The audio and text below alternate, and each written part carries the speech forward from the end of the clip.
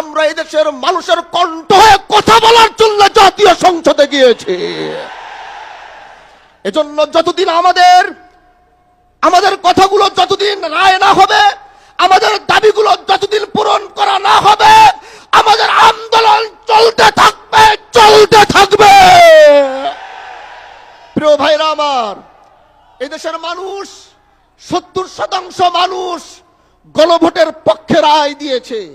মাদারীপুর 1 আসন থেকে নির্বাচিত সংসদ সদস্য জননেতা মাওলানা সাইদুদ্দিন আহমদ হানজালা।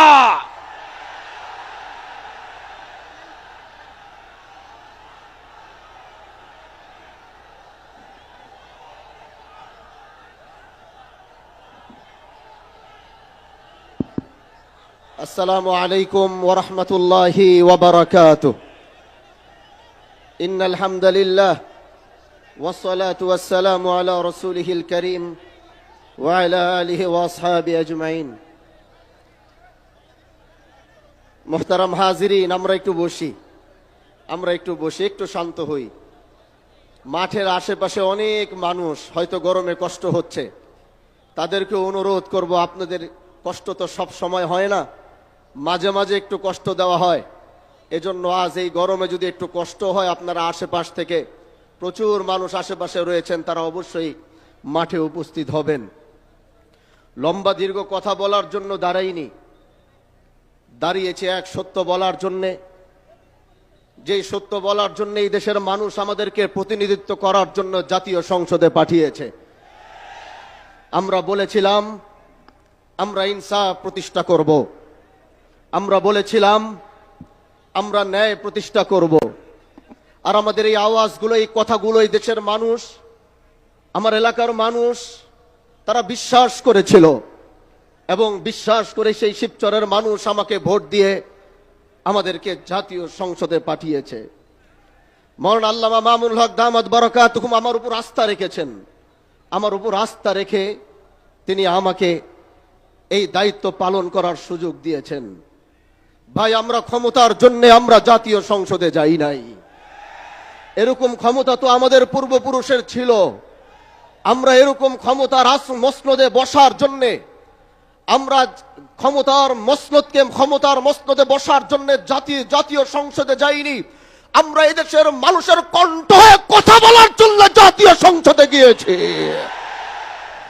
এজন্য যতদিন আমাদের কথাগুলো যতদিন রায় না হবে, আমাদের দাবিগুলো যতদিন পূরণ করা না হবে, আমাদের আন্দোলন চলতে থাকবে। প্রিয় ভাইরা আমার, এদেশের মানুষ 70% মানুষ গণভোটের পক্ষে রায় দিয়েছে। 70% মানুষ জুলাইয়ের পক্ষে রায় দিয়েছে। এজন্য এদেশের জনগণের ম্যান্ডেটের বাইরে গিয়ে অন্য কিছু করার কোনো সুযোগ কারো হবে না।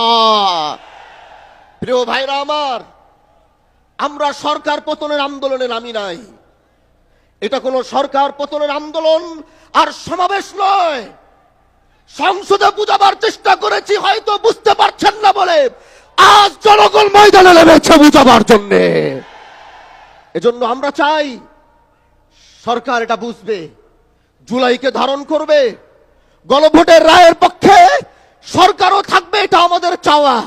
এজন্য আগামীর বাংলাদেশে আমরা জুলাইকে মাইনাস করে আমরা কিচ্ছু করতে পারবো না। প্রিয় ভাইরা আমার, এই ময়দান থেকে এটাই বলতে চাই, আমরা জাতীয় সংসদে আমরা জনগণের কণ্ঠ হয়ে কথা বলবো। আর যখনই রাজপথে ডাক আসবে, আপনাদের রাজপথ থেকে কথা বলতে হবে। আল্লাহ পাক আমাদেরকে কবুল করুক। নাসরুম মিনাল্লাহি ওয়া ফাতহুন করিব ওয়া বাশশিরিল মুমিনিন।